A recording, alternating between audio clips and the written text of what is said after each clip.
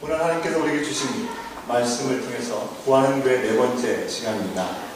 기도의 시기라는 제목으로 하나님 말씀 선포하겠습니다. 폴 워셔라는 목사님이 계십니다. 그 목사님께서 쓰신 책 회심이라는 책에서요, 회개에 대해서 말씀을 합니다. 회개는 사물에 대한 인식, 그거나 현실 인식이 획기적으로 변하는 것, 그것이 바로 회개다라고 기록하고 있습니다.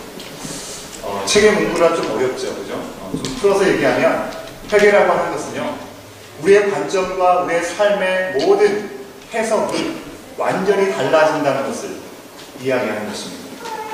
이 폴 목사님은 이렇게 기록하고 있습니다.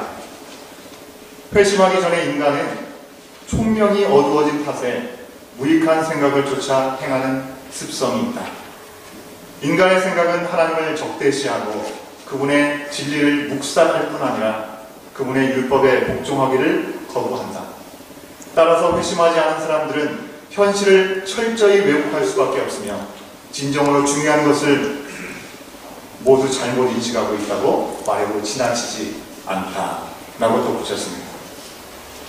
우리가 죄로부터 돌이키기 전에는요, 하나님께 속한 모든 것들을 우리가 온전히 알지 못하기 때문에, 무지하기 때문에 자신의 잘못된 신념에 따라 살아갈 수밖에 없는 어리석은 존재라는 것을 얘기하고 있는 것입니다. 그러나 성경적인 회심은 그저 우리의 생각의 변화, 그것을 의미하는 것이 아니라 나아가서 죄를 슬퍼하는 마음까지 갖게 되는 것입니다. 에스라가 나라가 망하고 다시 하나님께서 약속하신 대로 70년이 지나서 예루살렘으로 돌아와서 성전을 짓게 되었을 때 리더였습니다. 이 에스라가 하나님께 기도할 때 자신의 민족과 자신의 나라 이스라엘을 위해서 기도하면서 어떻게 했습니까? 부끄럽고 낯이 뜨거웠다라고 그가 고백하고 있는 것을 볼 수 있습니다. 스스로 저지른 악행, 그것이 발견되고 보여지기 때문에 그 죄, 스스로 안에 있는 그 죄를 미워할 수밖에 없게 된다고 하는 것입니다. 이 폴 목사님은요, 현대 기독교 교회가 참 이런 모습이 참 안타깝다라고 얘기를 하십니다. 바로 이 회심이라고 하는 것을 우리가 독감 걸리지 말라고 이 예방주사 맞지 않습니까? 또 수화마비 걸리지 말라고 예방접종하지 않습니까? 마치 그런 것처럼 한 번 회심이 모든 회심을 이룬 것처럼 생각하는 것에 대한 깊은 우려를 책에서 말씀하고 있습니다. 회개는 구원을 향한 첫걸음임에는 분명합니다. 성령께서 임하신 후에 어떤 일이 일어났습니까? 예수님을 부인하고 도망갔던 제자들은 사도로 부르심을 받았습니다. 그리고 하나님의 아들 예수 그리스도를 거절하고 오히려 십자가에 달리게 한 유대인들에게 이 사도들이 분명히 말씀했습니다. 주여 그리스도인 예수를 너희가 십자가에 못 박았다라고 얘기를 했을 때 유대인들이 어떻게 반응했습니까? 사람들은요, 그 마음이 찔려서 견딜 수가 없었습니다. 우리가 어찌할꼬 그들 스스로 외쳤다고 하는 것입니다. 그에 대해서 회개하고 예수님의 이름으로 세례를 받고 나는 죽고 예수님으로 살라라는 그 말씀 앞에 그들은 다 하나같이 회개했습니다. 예수님의 이름으로 세례를 받았습니다. 그리고 그들의 삶의 시작과 그 모든 방향은 지금까지와 정다른 방향으로 향하게 되었다고 하는 것입니다. 그들의 삶의 변화는요, 굳이 말하지 않더라도 그 온 성내에 밝히 드러났다라고 성경은 우리 가운데 보여주고 있습니다. 이 일은 하나님의 구원은 분명히 회개로부터 시작된다는 것을 우리 가운데 말씀하여 주고 있는 것이죠. 그리고 계속해서 그들은 하나님의 보내신 사람들, 사도들 통해서 가르침을 받고 계속해서 변화된 삶을 이어갈 수 있었습니다. 어제와 오늘 우리 교회 청년들이 수련회를 하고 있습니다. 어제 저녁에 밤 늦게까지 우리 청년들이 밤을 밝히면서 눈물을 흘리면서 함께 기도하는 시간을 가졌습니다. 어제 청년들 집회에 참여하면서 함께 그 자리에 함께 있었는데요. 청년들에게 이런 질문을 했습니다. 우리 전도사님이 질문한 거죠. 회개가 무엇이라고 생각하느냐라는 질문 앞에 참으로 여러 가지 좋은 답들을 내놓았습니다. 그 중에 하나가 바로 그리스도인에게 가장 기본이 되는 것이라고 이야기하는 친구가 있었습니다. 참으로 맞는 말이라고 생각합니다. 회개는 나는 죽고 예수로 사는 그리스도인들 가운데 첫 발돋움이라고 하는 것입니다. 그걸 우리가 부인할 수 없습니다. 그러나 회개는요, 그냥 처음에만 일어나야 될 일회성의 사건이 아니라고 하는 것입니다. 우리가 우리의 죄악을 깨닫게 되고 하나님 앞에 회개하는 그 사건은 처음 우리가 하나님의 사랑을, 예수 그리스도의 사랑을 경험한 그 순간만 있는 것으로 끝나는 것이 아니라고 하는 것입니다. 마음이 찔리고 내가 죽어야 되는 그 순간, 바로 회개의 순간들이죠. 분명하게 그 시간은요, 진통의 시간임에는 분명합니다. 틀림없지만 그것에 멈추지 아니하고 참된 기쁨의 촉매제가 되는 것이 바로 회개라고 하는 것입니다. 왜 그렇습니까? 내가 전혀 알지 못하던 나의 죄악상들을 밝히 알게 되었을 때, 나에게 답이 없다는 것을 깨닫게 되었을 때, 하지만 그 순간에 예수님께서 나의 인생의 문제를 해결하시기 위해서 이 땅에 오셨고 그 문제를 위해서 십자가에 달려 돌아가셨다는 그 사실을 알게 된 것이 바로 우리 가운데 은혜가 되기 때문에 그런 것입니다. 오늘날 많은 교회들이요, 교회 안에서 회개라는 말 참 많이 사용합니다. 그렇죠? 회개라는 말 참 많이 사용하는데, 참 아이러니하게 강단에서는 이 회개라는 말씀 선포가 나오면 왠지 참 거리끼고 좀 재미없고 기분 망친다라고 생각하는 그런 경향이 있는 것 같습니다. 많은 이들이 교회에 달콤하게 생각하는 말씀들이 무엇입니까? 위로의 말씀이죠. 회복과 힐링, 또 평안과 긍정의 이야기들을 바랍니다. 오늘날 많은 교회들이 그런 메시지를 전하는 경우도 우리가 볼 수 있습니다. 우리의 마음을 무겁게 하는 그 회개는요, 내가 이미 했는데 그 이후에 최선을 다해서 믿음 생활을 하고 있으니 굳이 또 언급하지도 않아도 되지 않겠는가, 그런 마음들을 갖게 되는 것이 오늘날의 현실이라고 하는 것입니다. 목회자로서요, 저 또한 마찬가지입니다. 회개하라 선포하는 것 두렵고 떨림으로 말할 수밖에 없는 내용이라고 하는 것입니다. 왜 그렇습니까? 저 또한 너무나 연약하고 부족한 인간이기 때문에 그렇습니다. 하지만 설교하는 사람의 말씀이 선포되는 것은 제 생각을 가지고 웅변을 하는 시간이 아니라 하나님의 말씀을 대화하는 시간이기 때문에 부끄럽고 때로는 두렵고 떨리지 않지라도 회개의 메시지를 전해야만 하는 것이죠. 저는 그저 말씀의 배달부에 불과한 것입니다. 그렇기 때문에 제 삶의 주인이 되신 주님께서 명하신 일, 주님이 왜 이걸 이렇게 하라고 하십니까? 왜 저렇게 하라고 하십니까? 말할 권리가 저에게는 없는 것이죠. 그냥 잘 전하는 것, 그것이 바로 제 직분이요 제 사명이라고 믿습니다. 사랑하는 여러분, 회개란 우리가 어두운 절망으로 이끄는 그 절망 속으로 들어가게 하는 무거운 어떠한 의무가 아니라고 하는 것입니다. 하나님의 은혜가 하나님의 기쁨을 날마다 새롭게 맛볼 수 있도록 인도하여 주는 거룩한 초대라는 사실을 우리가 기억할 수 있어야 될 줄 믿습니다. 마치 코스트코에 가면요, 물건을 사지 않습니까? 물건을 사고서서 그것을 때로는 사용했는데도 그것을 가져가면 쉽게 반환을 해주든지 리턴을 할 수 있게 하는 그런 경우들을 보게 됩니다. 그런 것처럼 회개 한번 했다고 해서 하나님이 우리가 어떤 모습으로 살아도 영원한 구원으로 무조건 패스하게 하시는 것이 아니라고 하는 것입니다. 그게 아니라고 하는 것입니다. 구원은 우리가 회개하고 믿음으로 분명히 받는 것입니다. 하지만 그 믿음의 영역이라는 것은요, 우리의 시선과 우리의 가치관과 우리의 삶의 모든 행동, 모든 것들이 다 변화되는 결과로 나타난다고 하는 것입니다. 그것을 우리가 분명히 알아야 되는 것이죠. 믿음이라고 하는 것은 단순한 우리의 입술의 고백, 그곳에 머무르는 것이 아니라 우리의 삶의 모든 영역에서 나타날 수 있어야 된다는 것입니다. 그래서 믿음과 행위는 일치가 되어야 되는 것이죠. 분리될 수가 없는 것입니다. 우리가 예수님을 믿는다는 것이 무엇입니까? 그것은 내 자신의 십자가를 지고 예수님께서 가신 고난과 영광의 길에 함께 동참하는 것입니다. 함께 걷는 것이 바로 예수님을 믿는 거라고 하는 것입니다. 결코 한 번에 뉘우친 그 감정만으로 구원을 인증받았다고 생각해서는 절대로 안 되는 것입니다.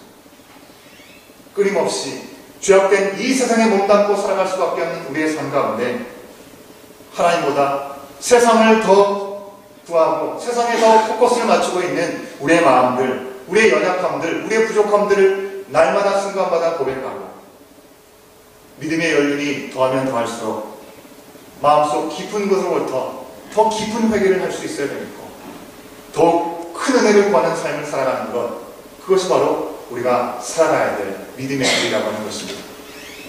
우리는 예수님을 믿으면 믿을수록 더 많은 회개를 할 수밖에 없고요. 그 가운데 여전히 베푸시는 은혜 가운데 기쁨을 누릴 수 있는 삶 또한 주어졌다고 하는 것입니다.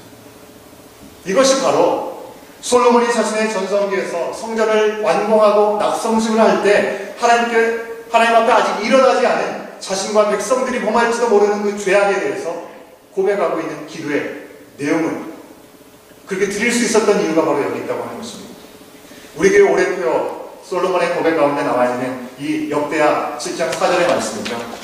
이 말씀이 나오게 된 배경이 무엇입니까? 바로 솔로몬이 자신과 백성이 얼마나 연약한지를 그가 분명히 알았기 때문에 지금은 그 어느 때보다도 좋은 상황이지만 지금 상황이 영원하지 않고 자신의 연약함을 주 앞에 온전히 고백하면서 회개의 기도, 주 앞에 온전한 기도를 드릴 수 있었다고 하는 것입니다. 솔로몬은 자신이 행한 모든 업적 중에 가장 찬란한 업적이라고 할 수 있는 성전을 완공하고 그 시간을 온전히 주 앞에 드리는 시간이었다고 하는 것입니다. 더 이상 좋을 수 있는 시간이 아니라고 하는 것입니다. 하지만 우리의 인생이 좌절과 절망뿐이라는 사실을 그가 한순간도 놓치지 않았기 때문에 하나님께서 원하시는 기도를 구할 수 있었던 것이죠. 역대하 7장 13절의 말씀을 보기로 원하는데요. 말씀이 있나요? 역대하 7장 13절의 말씀 우리 함께 확인해 보도록 하겠습니다. 함께 읽습니다. 시작.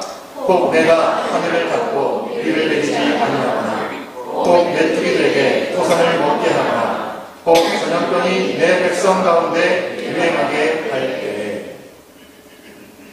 이 말씀에 나타난 기도의 타이밍이 언제인 것입니까? 이 말씀 속에서는요, 우리가 기도해야 될 타이밍은 바로 하나님의 내버려 두심이 있는 상황, 재앙이 임한 때라고 분명히 말씀하고 있습니다. 우리의 인생의 길에서 우리가 때로는 재앙을 당하고 어려움에 직면하고 우리의 삶의 고난을 겪게 되는 순간, 우리는 바로 그 순간이 기도해야 될 타이밍이라고 하는 것을 기억해야 합니다. 왜 그렇습니까? 우리 하나님은요, 우리의 모든 환난 가운데 우리를 건지실 수 있는 능력이 하나님이신 것입니다. 그런데 그럼에도 불구하고 우리가 여전히 어려움에 직면하고 있다고 한다면 거기에는 이유가 있는 것이죠. 하나님께서 어떤 이유로 우리를 연단하시든지 아니면 우리의 죄로부터 돌이키시고자 우리를 어려움 가운데 내버려 두셨든지 우리는 그 상황 속에서 눈치를 채고 바로 기도의 무릎을 꿇고 하나님을 향한 온전한 마음을 가질 수 있어야 된다는 것입니다. 이스라엘을 위해서 하나님께서 어떻게 행하셨습니까? 젖과 꿀이 흐르는 땅이라고 하는 이스라엘 땅은요, 하늘에서 이른 비와 늦은 비가 내리지 않으면 어떤 곡식도 맺을 수 없는 땅이었습니다. 하지만 그 땅이 풍요로운 땅이 될 수 있었던 것은 하나님께서 때를 따라 이른 비와 늦은 비를 허락하시고 풍성한 열매들을 그들 가운데 허락하셨다고 하는 것입니다. 그 하나님이라고 하는 것입니다. 이집트에서는 어땠습니까? 메뚜기의 재앙들 가운데 전염병이 난무하는 그 상황 속에서 이스라엘은 고센 땅이라는 곳에서 안전하게 구할 수 있었습니다. 하나님의 돌보심이 그들 가운데 미치는 시간이 있었던 것입니다. 바로 하나님께서는 그 백성들을 언제든지 안전한 장소 가운데 보호하시고 인도해 주시는 분이라고 하는 것입니다. 그런데 그들을 방치하시고 내버려 두셨다고 하는 것은 이스라엘이 범죄했기 때문이라고 하는 것입니다. 하나님을 거역하고 우상을 숭배하고 마음이 부서지고 교만하고 악을 행하는 이스라엘을 다시 찾기 위해서, 당신의 백성됨으로 돌아오게 하기 위해서 하나님은 그들을 내버려 두심으로, 그냥 방치하심으로 하나님 없이는 그들의 삶이 아무것도 아니라고 절망일 뿐이라는 것을 알게 하셨던 것입니다. 그들에게 재앙을 주려는 목적이 아니라 그들의 미래를 밝혀주시기 위해서 하나님의 진심이 담긴 침묵이 그들 가운데 재앙으로 다가오는 것입니다. 그러나 이 긴 침묵이 있다 할지라도요, 이 침묵에서 우리가 하나님을 두려워하고 우리가 하나님께 돌이킨다고 한다면 그 이후의 이야기는 완전한 반전인 것입니다. 오늘 말씀에서요, 하나님께서는 너희는 여호와를 만날 만한 때 찾으라. 가까이 계실 때 그를 부르라. 악인은 그의 길을 불의한 자는 그의 생각을 버리고 여호와께로 돌아오라고 분명히 말씀하고 있습니다. 이 말씀에서도 동일하게 우리가 언제 기도해야 되는지를 말씀해 주고 있습니다. 바로 여호와를 만날 만한 때, 그때가 언제입니까? 악한 사람의 길을 걷고 불의한 자리에 있을 때, 그때 바로 우리는 주님을 찾고 부르짖고 회개해야 된다고 하는 것입니다. 너무나 막연하십니까? 아까 읽지 않은 2절 말씀을 보면 우리가 좀 더 명확하게 그 내용들을 알 수가 있습니다. 우리 2절 말씀 같이 보도록 하겠습니다. 2절 말씀 없습니까? 제가 읽겠습니다. 너희가 어찌하여 양식이 아닌 것을 위하여 은을 달아주며 배부르게 하지 못할 것을 위하여 수고하느냐? 내게 듣고 들을지어다. 그리하면 너희가 좋은 것을 먹을 것이며 너희 자신들이 기름진 것으로 즐거움을 얻으리라. 하나님은요, 우리 인생에 예수 그리스도의 생명을 허락하시고 예수님께 붙어있는 포도나무 가지가 되면 생명력을 잃지 않을 것이라고 분명히 말씀하여 주셨습니다. 그런데 자꾸 우리가 어떻습니까? 우리가 영원히 만족을 누릴 수 없는 것들, 한시적인 것들, 우리의 눈에 보이다가 잠시 있다가 없어질 것들, 그것들을 우리의 삶에 채우고 배부름과 즐거움을 얻으려고 하지 않습니다. 그 모습에 대해서 우리 하나님 뭐라고 말씀하십니까? 그런 우리의 모습이 무지하고 악한 것이라고 성경은 우리 가운데 말씀하고 있는 것입니다. 무익한 재물을 축적하느라고 모든 관심을 다 집중시키고 썩어질 짐승의 형상에 무상을 섬기는데 모든 마음을 쏟았던 이 이스라엘 백성들, 그들에게 우리 하나님 뭐라고 말씀하시는 것입니까? 너희가 너무나 헛된 일에 힘을 다 빼고 있다라고 우리 하나님 말씀하고 있는 것입니다. 그들이 끊임없이 추구하는 세상의 정욕과 어떤 욕망들, 그들에게 참된 즐거움과 만족을 줄 수 없는데도 그것을 끊임없이 찾고 있는 그 어리석은 이스라엘 백성들을 향해서 하나님께서 뭐라고 하십니까? 그런 식으로 살면 나랑 상관없이 잘 살아봐라. 우리 하나님 그렇게 말씀하시지 않으셨습니다. 뭐라고 하셨습니까? 내가 모든 좋은 것을 돈 없이 값 없이 줄 테니 내게 나와라. 가까이 있는 나를 찾으라. 나를 부르라. 그렇게 말씀하셨습니다. 초청하고 계시는 것입니다. 그러면 긍휼히 여기시고 너희를 너그럽게 여기시리라고 우리 주님 말씀하고 계시는 것이죠. 하나님의 놀라운 사랑, 긍휼을 측량할 수 있습니까? 한이 없으십니다. 하지만 우리가 분명히 기억해야 하는 것은 그 사랑과 긍휼은요, 죄를 떠나서 하나님께 돌아온 자들의 몫이라고 하는 것입니다. 아무리 한이 없는 놀라운 사랑과 풍성한 긍휼의 은혜가 우리 가운데 주어졌다 할지라도 우리가 그 은혜를 부여잡지 못하고 하나님께 돌이키지 않으면 그 은혜와 사랑은 우리와 상관없는 것이 되고 만다고 하는 것입니다. 우리는 이런 하나님의 초청의 말씀 앞에 어떤 모습을 가지고 있습니까? 너무나 익히 들어왔던 말씀이기 때문에, 이 말씀은 수없이 우리를 초청하는 말씀이기 때문에 언제든지 들려지는 말씀이라고 생각하십니까? 그런데요, 오늘 우리에게 주신 말씀 이사야 55장 말씀, 이 말씀이 쓰여졌던 이 시대는요, 바로 이사야 선지자를 통해서 주신 말씀이죠. 그렇게 계속해서 무한 반복으로 기회를 주시는 시간이 아니었다고 하는 것입니다. 수없이 많은 초청 중에 하나가 아니었다고 하는 것입니다. 왜 그렇습니까? 이 남유다가 이제 멸망을 눈앞에 두고 있는 시점이었습니다. 이제는 더 이상 다른 것을 바라보지 아니하고 하나님만을 바라보고 하나님만을 붙잡을 수밖에 없는 시간이었다고 하는 것입니다. 그런데 이스라엘 백성들은 그 마지막 순간조차도 하나님을 붙잡은 것이 아니라 이집트를 바라보면서 그들을 통해서 구원을 얻을 수 있을까? 참으로 어리석은 발걸음을 내디뎠다고 하는 것입니다. 참 답답한 모습이죠. 그래, 답답하다고 표현하기에는 참으로 심각한 상황이라고 하는 것입니다. 배신도 이런 배신이 없고요, 불신앙도 이런 불신앙이 없는 것처럼 보입니다. 그런 시기였다고 하는 것입니다. 그나마 우리가 잘 알고 있는 왕, 누가 있습니까? 히스기야 왕. 하나님께 기도해서 15년의 생명을 연장받았던 왕이 아니겠습니까? 그가 하나님의 놀라운 은혜 가운데 도움을 받는 동안 그가 긴장을 풀어버리죠.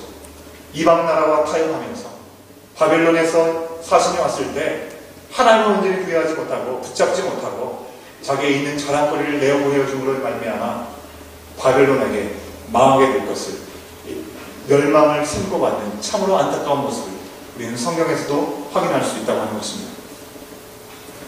이처럼 히스기야 왕마저도 하나님을 경외하지 못하고 교만하고 세상이 적당히 타협하는 그 시대에서 하나님은 여전히 이사야를 통해서 말씀하십니다. 뭐라고 하십니까? 나를 찾으라, 나에게 오라 말씀하시는 것입니다. 이 하나님의 모습은요, 십자가에서 어떤 배신과 어떤 모욕 앞에서도 하나님은, 예수님은 끝까지 그 자리를 지키시면서 하나님, 저들 용서하여 주시옵소서. 저들이 하는 일을 저들이 알지 못합니다 라고 말씀하신 말씀과 오버랩이 되는 말씀이라고 생각할 수 있는 것이죠. 하나님은요, 보시기에 심히 좋으셨던 인간을 만드신, 하지만 배신으로 하나님을 거역함으로 시작하는 창세기로부터 하나님의 놀라운 은혜가 임했지만 그 말씀을 온전히 지키지 못해서 미지근한 것 때문에, 미지근한 교회에도 전락한 것 때문에 책망을 받았던 요한계시록의 말씀에 이르기까지, 그 기록된 시대에 이르기까지 단 한순간도 우리 하나님은 변하시지 않으시고 그 놀라운 사랑과 긍휼 우리 가운데 허락하시는 분이라고 하는 것입니다. 그 사랑을 폐기하신 적이 한 번도 없으십니다. 우리가 하나님의 손을 놓지 않는 한 하나님은 우리의 손을 절대 놓지 않으십니다. 하나님은 죄를 미워하십니다. 죄를 책망하십니다. 죄를 짓고 잘못한 일에 대해서 분명히 책임지게 하시고 그 일을 심판하신다고 하는 것입니다. 하지만 그것으로 끝나는 것이 아니라고 하는 것이죠. 그럼에도 불구하고 우리를 사랑하시기 때문에 어떤 추악과 죄에 빠져 흔들리고 하나님의 이름과 하나님의 영광을 가리는 일을 했다 할지라도 우리를 다시 건지시기 위해서 그 무엇도 아끼지 않으신 분이 우리의 하나님이라고 하는 것입니다. 그를 위해서 수많은 선지자들의 피가, 예수 그리스도의 피가 우리 가운데 증거로 남아있는 것 아니겠습니까? 하지만 세상에는요, 여전히 그 은혜와 초점을 전혀 알지 못하고 자신이 누리는 것이 영원한 것이냐, 평안한 삶인 것이냐, 그것이 전부인 것이냐 생각하며 살아가는 사람이 많이 있습니다. 그런 사람들을 향해서 우리 하나님께서는요, 재앙과 연단을 허락하시기도 하는 것이죠. 그것은 형벌입니까? 사랑의 채찍질인 것입니다. 아버지가 사랑하는 아들이 잘못되었을 때 그를 채찍질하지 않고 훈계하지 않는다면 진정한 부모가 될 수 없는 것이죠. 옆집 아이를 그런 일들 때문에 함부로 우리가 훈계하지 않습니다.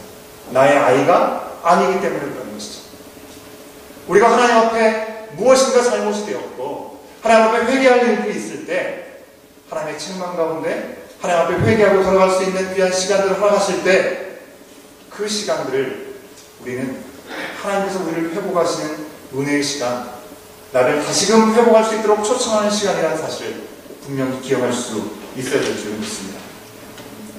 이처럼 우리에게 허락된 기도의 시기는요, 거룩한 하나님과 다른 죄투성이인, 절망투성이인 우리 스스로가 죄인임을 깨달을 때부터 시작하는 것입니다. 그리고 만약 우리가 기도하지 못했다가 다시 기도의 삶으로 돌아갈 수 있는 그 시기는 언제인 것입니까? 하나님을 떠나 있을 때, 하나님을 밀어내서 스스로 구렁텅이에 빠진 바로 그 순간이 다시금 하나님 앞에 나갈 수 있고 기도할 수 있는 시간이라고 하는 것입니다. 이러한 기도의 타이밍에 우리가 겸비하고요, 주께 돌이키고 하나님 앞에 온전한 마음들을 회복하기를 원하는 마음으로 낮아지고 가난한 마음을 가지게 될 때 구원의 기쁨을 회복할 수 있고 수없이 주시는 그 기회를 우리는 누릴 수 있게 될 줄로 믿습니다. 그런데 이 기회가요, 언제까지나 계속되는 것이 아니라는 것입니다. 그 기회의 문이 닫히는 때가 있다고 하는 것입니다. 그것을 우리가 알아야 되는 것이죠.